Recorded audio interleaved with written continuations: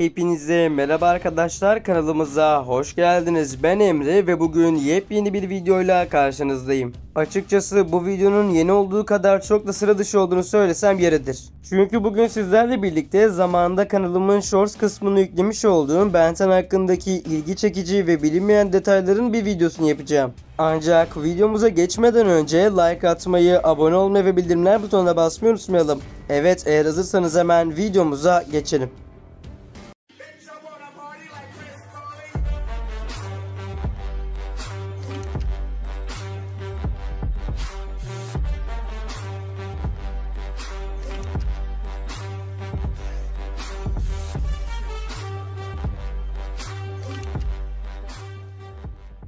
Ben 10. Evet, gerçekten çok farklı bir isim değil mi? Yani baktığımız zaman bir çocuk olarak Ben 10 ismi gerçekten sıra dışı ve farklı geliyor. En azından o günün şartlarına baktığımızda ve çocuk olduğumuzu düşündüğümüzde gerçekten ilginç bir isim.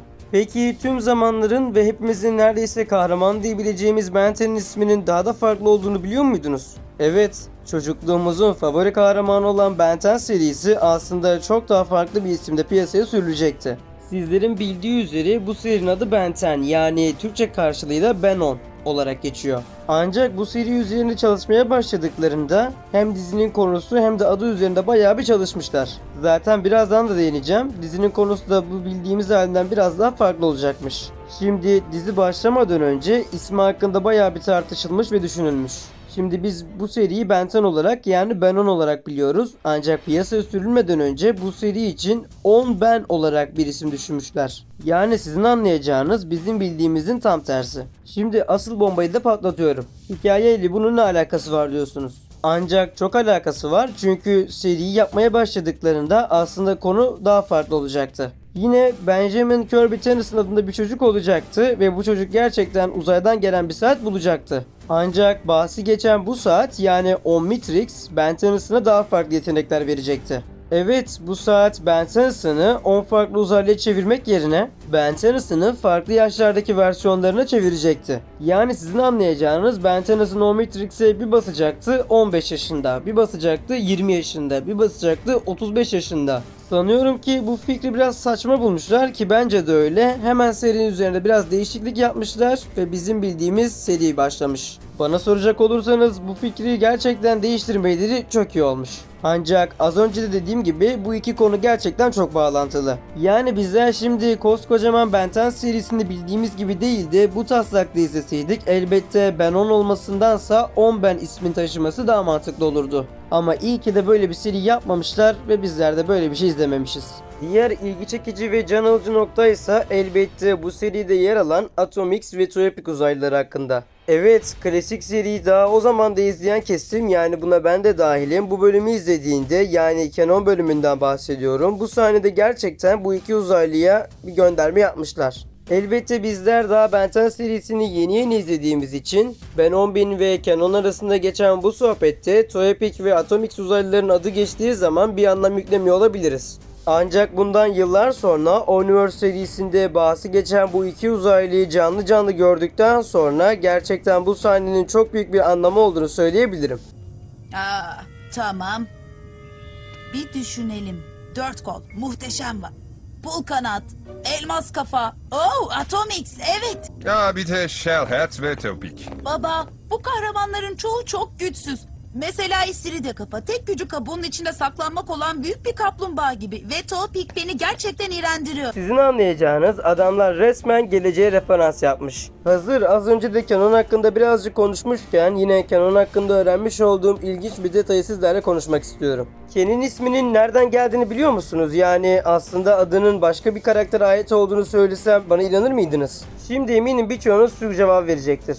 Babasının adı Ben olduğu için bu karakterin de baş harfini değiştirmişler ve adını Ken yaparak babasına bir gönderme yapmışlar diyeceksiniz, ancak bununla hiçbir alakası yok. Evet, az önce de söylediğim gibi Ken ailesinden başka bir karakterin adını taşıyor. O zaman bu karakterin kim olduğunu söyleyeyim. Gwen'in sadece bir bölümde gözüken Ken adında bir erkek kardeşi vardı. Evet, bu karakteri Alien Force serisinin ilk bölümlerinde görmüşsünüzdür. Bu karakter tıpkı Gwen ve ben gibi Tennyson soyadına sahip olmasına rağmen onlar gibi süper güce sahip olan bir insan değildi. tamamen sıradan bir insandı. Yapımcılar elbette klasik seriyi daha önceden tasarlamış ve yapmış oldukları için bizler daha o zamanlar Ken karakterini görmemiştik. Yani Ken Tennison'ın kim olduğunu bilmiyorduk. Ancak serinin devamında yani Alien Force serisinde Ken karakterine yer verdiler. En azından bir bölümlük bizler bu karakteri gördük. Ve bizler de izleyici olarak buradan şunu anlıyoruz. Aslında Ben Tennyson kuzeninin adını kendi oğluna vermiş. Böylece bizler de hem Ken'in adının nereden geldiğini öğrenmiş oluyoruz hem de Alien Force serisinden klasik seriye çok güzel bir gönderme yapıyorlar.